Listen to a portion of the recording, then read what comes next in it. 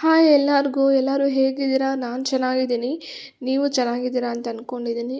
So ಇವತ್ತು ತುಂಬ ಈಸಿಯಾಗಿ ತುಂಬ ಟೇಸ್ಟ್ ಅಂದರೆ ಅಷ್ಟು ಚೆನ್ನಾಗಿ ಬರುತ್ತೆ. ಸೊ ತುಂಬ ಸಖತ್ತಾಗಿ ಟೇಸ್ಟಿಯಾಗಿ ಬೆಂಡೆಕಾಯಿ ಗೊಜ್ಜು ಮಾಡೋದು ಹೇಗೆ ಅಂತ ನಿಮ್ಗೆ ಹೇಳ್ಕೊಡ್ತಿದ್ದೀನಿ. ಸೊ ತುಂಬ ಅಂದರೆ ತುಂಬ ರುಚಿಯಾಗಿರುತ್ತೆ. ಸೊ ಈ ಥರ ಸಣ್ಣ ಸಣ್ಣದಾಗಿ ಬೆಂಡೆಕಾಯಿನ ಹಚ್ಕೊಂಡು ಒಂದು ಸ್ಪೂನಷ್ಟು ಆಯಿಲ್ ಹಾಕಿ ಚೆನ್ನಾಗಿ ಫ್ರೈ ಮಾಡ್ಕೊಳ್ಳಿ. ನೋಡಿ, ಫ್ರೈ ಮಾಡಿದಷ್ಟು ಏನು ಅದರಲ್ಲಿ ಬಂಕದ ಥರ ಇರುತ್ತೆ, ಸೊ ಅದೆಲ್ಲ ಹೋಗುತ್ತೆ. ಸೊ ಹೋಗೋವರೆಗೂ ಫ್ರೈ ಮಾಡ್ಕೊಳ್ಳಿ. ಸೊ ಆ ಗ್ಯಾಪಲ್ಲಿ ನಾನು ಒಂದು ಟೊಮೊಟೊ, ಒಂದು ಈರುಳ್ಳಿ ಮತ್ತು 4ರಿಂದ 5 ಬೆಳ್ಳುಳ್ಳಿ ಮತ್ತು ಒಂದಷ್ಟು ನಮ್ಮ ಖಾರಕ್ಕೆ ತಕ್ಕಂತೆ ನಾನು ಮೆಣಸಿನ್ಕಾಯಿನ ಮುರ್ಕೊಂಡಿದ್ದೀನಿ. ಸೊ ಹಾಗೆ ಇದನ್ನು ಆದಷ್ಟು ಫ್ರೈ ಮಾಡ್ಕೊಳ್ಬೇಕಾಗತ್ತೆ. ಅಂದರೆ ಏನು ಬಂಕ ಏನಿದೆ ನೋಡಿ, ಅದೆಲ್ಲ ಫುಲ್ಲಾಗಿ ಹೋಗಬೇಕು. ಅಲ್ಲಿವರೆಗೂ ನೀವು ತುಂಬ ಪೇಷನ್ಸಾಗಿ ಕಾಮಾಗಿ ಫ್ರೈ ಮಾಡ್ಕೊಳ್ಬೇಕಾಗತ್ತೆ. ಸೊ ನೋಡಿ ಎಷ್ಟು ಇದೆ ಬಂಕ ಇದರಲ್ಲಿ ಅಂದರೆ, ತೊಳೆದು ಮಾಡಬಾರ್ದು. ಮೇಯ್ನಾಗಿ ಇದನ್ನು ಒಂದು ಬಟ್ಟೆಯಲ್ಲಿ ಕ್ಲೀನಾಗಿ ಬೆಂಡೆಕಾಯಿನ ಕ್ಲೀನಾಗಿ ಒಡಿಸ್ಕೊಂಡು ಆಮೇಲೆ ಚಿಕ್ಕ ಚಿಕ್ಕದಾಗಿ ಈ ಥರ ಕಟ್ ಮಾಡ್ಕೊಳ್ಳಿ. ಕೆಲವರು ದೊಡ್ಡ ದೊಡ್ಡದಾಗಿ ಕಟ್ ಮಾಡ್ಕೊತಾರೆ, ಸೊ ಪ್ರಾಬ್ಲಮ್ ಏನಿಲ್ಲ. ಬಟ್ ಅದು ಸ್ವಲ್ಪ ಹೆಚ್ಚು ಟೈಮ್ ತೊಗೊಳುತ್ತೆ ಈ ಥರ ಫ್ರೈ ಮಾಡೋಕ್ಕೆ.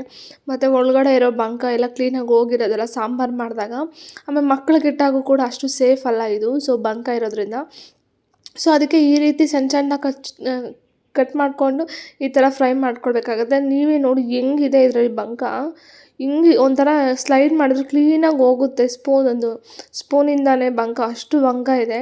ಸೊ ಈ ಥರ ಲೈಟಾಗಿ ನಿಧಾನವಾಗಿ ಲೋ ಫ್ಲೇಮಲ್ಲೇ ಫ್ರೈ ಮಾಡ್ಕೊಳ್ಬೇಕಾಗತ್ತೆ. ಹೈ ಫ್ಲೇಮಲ್ಲಿ ಬೇಗ ಬೇಗ ಮಾಡ್ಕೊಳ್ಬೇಕು ಅಂತ ಹೋದಾಗ ತಳ ಎಲ್ಲ ಸೀದುತ್ತೆ, ಬಟ್ ಯಾವುದೇ ರೀತಿ ಬೆಂಡೆಕಾಯಿ ಫ್ರೈ ಆಗೋದಿಲ್ಲ, ಬಂಕ ಹಂಗೆ ಇರುತ್ತೆ. ಸೊ ನೋಡಿ, ಆಲ್ಮೋಸ್ಟ್ ಬಂಕ ಎಲ್ಲ ಹೋಗಿದೆ. ಸೊ ಇಷ್ಟು ಮಾತ್ರ ನೀವು ಬಂಕ ಎಲ್ಲ ಹೋಗೋ ಥರ ನಿಧಾನವಾಗಿ ಫ್ರೈ ಮಾಡಿಕೊಂಡ್ರೆ ಸಾಕು. ಸೊ ಬಾಣಲಿ ಏನು ಆಗೋದಿಲ್ಲ, ಏನು ನೀವು ನೋಡ್ತಿದ್ದೀರಾ. ಸೊ ಅದು ವಾಶ್ ಮಾಡಿದ್ರೆ ಆರಾಮಾಗಿ ಹೋಗುತ್ತೆ, ನೀವು ಹೆವಿ ರಿಸ್ಕ್ ತೊಗೊಳ್ಬೇಕಾಗಿಲ್ಲ, ಹೋಗುತ್ತೆ. ಅದೇನು ಅಷ್ಟು ಕಪ್ಪಾಗಿರೋದಿನ್ನು ಹೋಗೋದೇ ಇಲ್ಲ ಅಂತ ಅಂದ್ಕೊಳಕ್ಕೆ ಹೋಗ್ಬೇಡಿ, ತುಂಬ ಈಸಿಯಾಗಿ ಹೋಗುತ್ತೆ. ಸೊ ಇಲ್ಲಿ ಬಂಕ ಎಲ್ಲ ಹೋಗಿತ್ತಲ್ವ, ಸೊ ಫ್ರೈ ಆಗಿರೋದು ನಾನಿಲ್ಲಿ ಒಂದು ಪ್ಲೇಟ್ಗೆ ನಾನೆಲ್ಲ ಕ್ಲೀನಾಗಿ ಸರ್ವ್ ಮಾಡ್ಕೊತಾ ಇದ್ದೀನಿ. ಸೊ ಇವಾಗೇನು ನಾವು ಬಾಣಲಿಯಲ್ಲಿ ಸರ್ವ್ ಮಾಡಿಕೊಂಡು, ಸೊ ಅದೇ ಬಾಣಲಿಯಲ್ಲಿ ಒಗ್ಗರಣೆ ಮಾಡ್ಕೊಂಬಿಡೋಣ. ಸೊ ನೋಡಿ, ಇದು ಎಷ್ಟು ಚೆನ್ನಾಗಿ ಏನು ಬಂಕ ಇಲ್ಲ, ಎಷ್ಟು ನೀಟಾಗಿ ಕ್ಲೀನಾಗಿ ಆಗಿದೆ ಅಂತ ಹೇಳಿ. ಸೊ ಇದನ್ನೊಂದು ಹಂಚಕ್ಕೆ ಇಟ್ಕೊಂಡು, ಸೊ ಈಗ ಇಲ್ಲಿ ಏನಿದೆ ಬಾಣಲಿ ಇಟ್ಟಿದ್ದೀನಲ್ವ, ಸೊ ಇದನ್ನು ಇಗ್ನೋರ್ ಮಾಡಿ, ಬ್ಲ್ಯಾಕ್ ಇರೋದನ್ನು. ಸೊ ಆರಾಮಾಗಿ ಹೋಗುತ್ತೆ, ತೊಂದರೆನೇ ತೊಗೊಳೋಲ್ಲ. ಏನು ನಾರ್ಮಲಾಗಿ ಪಾತ್ರೆ ಎಲ್ಲ ತೊಳಿತಾರೋ ಇದನ್ನು ಅದೇ ಥರ ತೊಳೆದ್ರೆ ಸಾಕು, ತುಂಬ ನೀಟಾಗಿ ಹೋಗುತ್ತೆ. ಬೇಕಾದ್ರೆ ನಾನು ನೆಕ್ಸ್ಟ್ ವಿಡಿಯೋದಲ್ಲಿ ನಿಮಗೆ ಇದು ಎಷ್ಟು ಕ್ಲೀನ್ ಆಗಿದೆ ಅಂತ ಬೇಕಾದ್ರೆ ವಿಡಿಯೋ ಮಾಡಿ ಹಾಕ್ತೀನಿ. ಸೊ ಇದು ತವ ಇಟ್ಟು ಒಂದು ಸ್ವಲ್ಪ ಬಿಸಿ ಆದಮೇಲೆ ಅದಕ್ಕೆ ನಾನು 3 to 4 ಸ್ಪೂನ್ಸಷ್ಟು ಆಯಿಲ್ ಹಾಕಿ ಒಂದು ಸ್ವಲ್ಪ ಸಾಸಿವೆನ ಹಾಕಿದ್ದೀನಿ. ಸೊ ಸಾಸಿವೆ ಇನ್ನೇನು ಸಿಡಿಯುತ್ತೆ ಅನ್ನೋಷ್ಟರೊಳಗಡೆ ನಾನು ಕರಿಬೇವನ್ನ ಹಾಕ್ಬಿಡ್ತೀನಿ. ಒಬ್ಬೊಬ್ಬರು ಫುಲ್ ಸಿಡಿದಿದ್ದಾದಮೇಲೆ ಹಾಕ್ತಾರೆ, ಸೊ ನಾನು ಹಾಗೆ ಹಾಕ್ತೀನಿ. ಸೊ ಹಾಗೆ ಹಾಕೋದ್ರಿಂದ ಏನಪ್ಪ ಯೂಸು ಅಂದರೆ, ಸಾಸಿವೆ ಅದು ಸಿಡಿಬೇಕಾದಾಗ ಸುತ್ತು ಅಡುಗೆ ಮನೆ ಎಲ್ಲ ಹೋಗ್ಬಿಡುತ್ತೆ. ಸೊ ಇನ್ನೇನು ಸಿಡಿಯುತ್ತೆ ಅಂದಾಗ ನೀವು ಏನು ಕರಿಬೇವು ಹಾಕೋದ್ರಿಂದ ಸಿಡಿದು ಎಲ್ಲೂ ಹೊರಗಡೆ ಹೋಗೋದಿಲ್ಲ, ಅಲ್ಲೇ ಇರುತ್ತೆ. ಸೊ ಅದೊಂದು ಬೆನಿಫಿಟ್ಸ್ ಇದೆ. ಸೊ ಅದಕ್ಕೆ ನಾನು ಅದು ನೋಡಿಕೊಂಡು ಆ ಟೈಮಲ್ಲಿ ಕರಿಬೇವನ್ನ ಹಾಕ್ಕೊಂಡು ಬಿಡ್ತೀನಿ. ಸೊ ಹಾಗೆ ನಾನು 5 to 6 ಎಳೆಯಷ್ಟು ಬೆಳ್ಳುಳ್ಳಿನ ಜಜ್ಜಿ ಮಾಡ್ಕೊಂಡಿದ್ದೆ. ಸೊ ಅದನ್ನು ಕೂಡ ಹಾಕಿ ಲೈಟಾಗಿ ಫ್ರೈ ಆದಮೇಲೆ ಏನು ಈರುಳ್ಳಿನ ಹಚ್ಚಿಟ್ಕೊಂಡಿದ್ದೆ, ಸೊ ಆ ಈರುಳ್ಳಿನ ಕೂಡ ಹಾಕಿ ಕ್ಲೀನಾಗಿ ಫ್ರೈ ಮಾಡ್ಕೊಳ್ತಾ ಇದ್ದೀನಿ. ನಾನು ಹಾಗೇನು ನಿಮ್ಗೆ ಇನ್ನೊಂದು ಸಲ ಹೇಳ್ತಿದ್ದೀನಿ, ಏನು ತವ ಆ ಥರ ಬ್ಲ್ಯಾಕ್ ಆಗಿದ್ದೀನಿ, ಸೊ ಅದನ್ನು ಇಗ್ನೋರ್ ಮಾಡಿ, ಆರಾಮಾಗಿ ಹೋಗುತ್ತೆ. ಸೊ ನೋಡಿ ನೀವೇ, ನಾನು ಸ್ಪೂನಲ್ಲಿ ಅನ್ಬೇಕಾದ್ರೆ ಆಲ್ಮೋಸ್ಟ್ ಹೋಗ್ತಿದೆ ಅದು. ಸೊ ಏನಿಲ್ಲ, ನಾವು ಬೆಂಡೆಕಾಯಿ ಫ್ರೈ ಮಾಡ್ಕೊಂಡಿರ್ತಾರಲ್ಲ, ಸೊ ಅದೆಲ್ಲ ಅಂಟ್ಕೊಂಡಿದೆ ಅಷ್ಟೇ. ಸೊ ಅದರಿಂದ ಇನ್ನು ನೋ ಪ್ರಾಬ್ಲಮ್. ಸೊ ಇದೇ ಥರ ಈರುಳ್ಳಿನ ಒಂದು 50% ಅಷ್ಟು ಈರುಳ್ಳಿ ಬೆಂದಿದೆ ಅಂತ ಗೊತ್ತಾದಾಗ ನೋಡಿ, ಈ ಥರ ಬೆಂದಿದೆ ಅಂತ ನಮಗೊಂದು ಇದು ಸಿಕ್ಕಿದಾಗ, ಸೊ ಏನು ನಾವು ಟೊಮೊಟೊ ಒಂದು ಹಚ್ಚಿಟ್ಕೊಂಡಿದ್ದೆ ಅಲ್ವ ನಾನು, ಸೊ ಟೊಮೊಟೊನ ಆಡ್ ಮಾಡ್ಕೊಳ್ಬೇಕಾಗತ್ತೆ. ಸೊ ಈ ಏನು ಬೆಂಡೆಕಾಯಿ ಗೊಜ್ಜು ಅಂತ ಏನು ಅಂತೀವಿ, ಟೊಮೊಟೊ ತುಂಬಾ important. Tomato must and should use ಮಾಡಿ, ತುಂಬಾ ಟೇಸ್ಟ್ ಚೆನ್ನಾಗಿ ಬರುತ್ತೆ.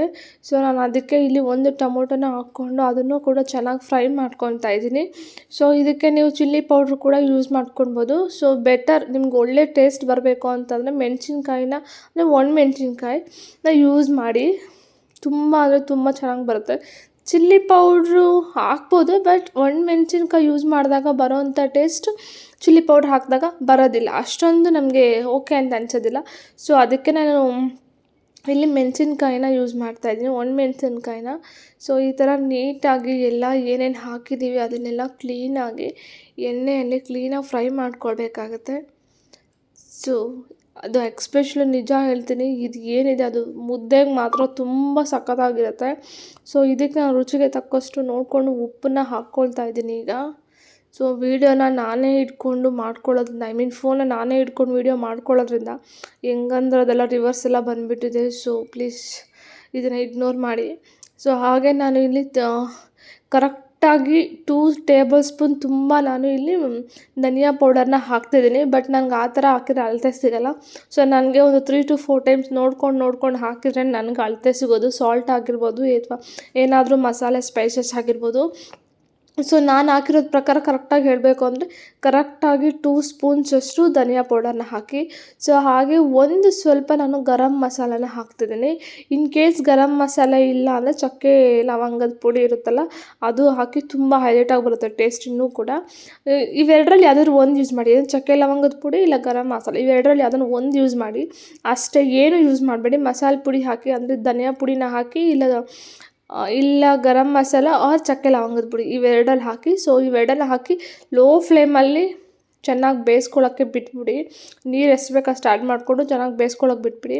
ಒಂದು 5 ಮಿನಿಟ್ಸ್ ಆದಮೇಲೆ ನಿಮಗೆ ತೋರಿಸ್ತಿದೆ ನೋಡಿ. ಸೊ ಈ ಥರ ಎಲ್ಲ ಕುದಿದು ಆಲ್ಮೋಸ್ಟ್ ಬೆಂಡೆಕಾಯಿ ಎಲ್ಲ ನುಣ್ಣಗೆ ಹಾಕ್ಬಿಟ್ಟಿರುತ್ತೆ. ಸೊ ಇನ್ನೂ ಒಂದು ನಮಗೆ ನಾನು ಗೊಜ್ಜು ಥರ ಮಾಡ್ಕೊಳ್ಳೋದಕ್ಕೆ ನೀರಿನ ಅಂಶ ಜಾಸ್ತಿ ಇದೆ. ಸೊ ಇನ್ನೂ ಸ್ವಲ್ಪ ಚೆನ್ನಾಗಿ ಬೇಯಬೇಕದು, ಇನ್ನೂ ಗೊಜ್ಜು ಥರ ಆಗಬೇಕು. ಸೊ ಅದಕ್ಕೋಸ್ಕರ ನಾನು ಇನ್ನೂ ಒಂದು 15 ಮಿನಿಟ್ಸ್ ಹಾಗೆ ಬಿಡ್ತಿದ್ದೀನಿ. ಸೊ ಒಂದು 15 ಮಿನಿಟ್ಸ್ ಮತ್ತೆ ನಾನು ಬಿಟ್ಟು ನೋಡಿದ್ಮೇಲೆ ನೋಡಿ ಈ ರೇಂಜಿಗೆ ಕರೆಕ್ಟ್ ಕನ್ಸಿಸ್ಟೆನ್ಸಿಗೆ ಬಂದಿದೆ ಅಂತ ನನಗನ್ನಿಸ್ತು. ಸೊ ನೋಡಿ, ಆದರೂ ನನಗೆ ನಮ್ಮ ಮನೇಲಿ 3 ಜನ ಇರೋದಕ್ಕೆ ಇದು ಜಾಸ್ತಿ ಅನಿಸುತ್ತೆ. ಸೊ ಓಕೆ, ಇನ್ನೂ ಸ್ವಲ್ಪ ಹೊತ್ತು ಬೆಂದರೆ ಇನ್ನೂ ಟೇಸ್ಟ್ ಚೆನ್ನಾಗಿ ಬರುತ್ತೆ ಅಂತ ನನಗೆ ಗೊತ್ತು. ಸೊ ಅದಕ್ಕೋಸ್ಕರ ಇನ್ನೂ ಸ್ವಲ್ಪ ಹೊತ್ತು ಬೇಯಲಿ ಅಂತ ನಾನು ಇನ್ನೂ ಸ್ವಲ್ಪ ಹೊತ್ತು ಬೇಕಾದ್ರೆ ಬಿಡ್ತೀನಿ. ಸೊ ಹಾಗೆ ನೋಡಿ ಎಷ್ಟು ಚೆನ್ನಾಗಿದೆ. ನಿಮ್ಗೆ ಹೆಂಗೆ ಕಾಣಿಸ್ತಿದೆಯೋ ಗೊತ್ತಿಲ್ಲ, ಬಟ್ ಟೇಸ್ಟ್ ಮಾತ್ರ ತುಂಬ ಅಂದರೆ ತುಂಬ ಅಲ್ಟಿಮೇಟಾಗಿ ಬರುತ್ತೆ. ಸೊ ನೀವೇ ನೋಡ್ತಿರ್ಬೋದು, ತುಂಬ ಚೆನ್ನಾಗಿ ನೀರೆಲ್ಲ ಚೆನ್ನಾಗಿ ಕುದಿದು ಕಡಿಮೆ ಆಗಿದೆ. ನಾನು ಲಾಸ್ಟ್ಗೆ ಫ್ಲೇವರ್ಗೆ ಒಂದು ಸ್ವಲ್ಪ ಕೊತ್ತಂಬರಿ ಸೊಪ್ಪನ್ನ ಹಾಕಿ ನಾನಿಲ್ಲಿ ಏನಿದ್ರ ಫಿನಿಷ್ ಮಾಡ್ತಾಯಿದ್ದೀನಿ. ಸೊ ತುಂಬ ಅಂದರೆ ತುಂಬ ಚೆನ್ನಾಗಿ ಬರುತ್ತೆ. ಸೊ ನೀವು ಕೂಡ ಒಂದ್ಸಲ ಟ್ರೈ ಮಾಡಿ, ತುಂಬ ಚೆನ್ನಾಗಿ ಅನಿಸುತ್ತೆ. ಸೊ ಎಸ್ಪೆಷಲಿ ಮುದ್ದೆಗೆ ಮಾತ್ರ ತುಂಬ ಅಂದರೆ ತುಂಬ ರುಚಿಯಾಗಿರುತ್ತೆ. ಸೊ ನನ್ನ ಮಗ ಇದನ್ನು ಇಲ್ಲಿವರೆಗೂ ಅವನಿಗೆ 6.5 years ಇಲ್ಲಿವರೆಗೂ ಅವ್ನು ಒಂದು ಸಲ ಕೂಡ ಟೇಸ್ಟ್ ಮಾಡಿಲ್ಲ. ಸೊ ಇದನ್ನು ಬಲವಂತ ಮಾಡಿ ಸ್ವಲ್ಪ ಚಿಕ್ಕದಾಗಿ ಮುದ್ದೆ ಮಾಡಿ ಇಟ್ಟಿದ್ದೆ. ಅವ್ನು ನಿಜ ಬೆಳಗ್ಗೆ ಎದ್ದು ಕೂಡ ಕೇಳ್ದ, ಮಮ್ಮಿ ಇನ್ನೂ ಇದೆಯಾ ಅಂತ. ಅಷ್ಟು ಚೆನ್ನಾಗಿತ್ತು. ನಿಮ್ಮ ಮನೇಲಿ ಕೂಡ ಒಂದ್ಸಲ ಟ್ರೈ ಮಾಡಿ, ಎಲ್ರಿಗೂ ಕೂಡ ಇದು ತುಂಬಾ ಇಷ್ಟ ಆಗುತ್ತೆ. ಸೊ ಈ ವಿಡಿಯೋ ನಿಮ್ಗೆ ಇಷ್ಟ ಆಗಿದ್ದರೆ ಸೊ ಪ್ಲೀಸ್ ಶೇರ್ ಮಾಡಿ, ಸಬ್ಸ್ಕ್ರೈಬ್ ಮಾಡಿ, ಇದೇ ಥರ ಸಪೋರ್ಟ್ ಮಾಡ್ತಾಯಿರಿ. ನಿಮ್ಗೆ ಯಾವ್ದು ರೀತಿ ರೆಸಿಪೀಸ್ ಬೇಕು ಅಂತ ಕಮೆಂಟ್ ಸೆಕ್ಷನಲ್ಲಿ ಕಮೆಂಟ್ ಮಾಡಿ ತಿಳಿಸಿ. ಆ ರೆಸಿಪಿನ ನಾನು ಕೂಡ ಟ್ರೈ ಮಾಡಿ ತೋರಿಸ್ತೀನಿ. ನನಗೇನು ಬರುತ್ತೆ ನಾನು ಅದನ್ನು ನಿಮಗೆ ಹೇಳ್ಕೊಡ್ತೀನಿ, ನಿಮ್ಗೇನು ಬರುತ್ತೆ ನೀವು ಅದು ನನಗೆ ಸಜೆಸ್ಟ್ ಮಾಡಿ. ಸೊ ಅಂತ ಹೇಳ್ತಾ ಈ ವಿಡಿಯೋನ ಇಲ್ಲಿಗೆ ಕೊನೆ ಮಾಡ್ತಿದ್ದೀನಿ. So thank you so much for all your support. Thank you so much.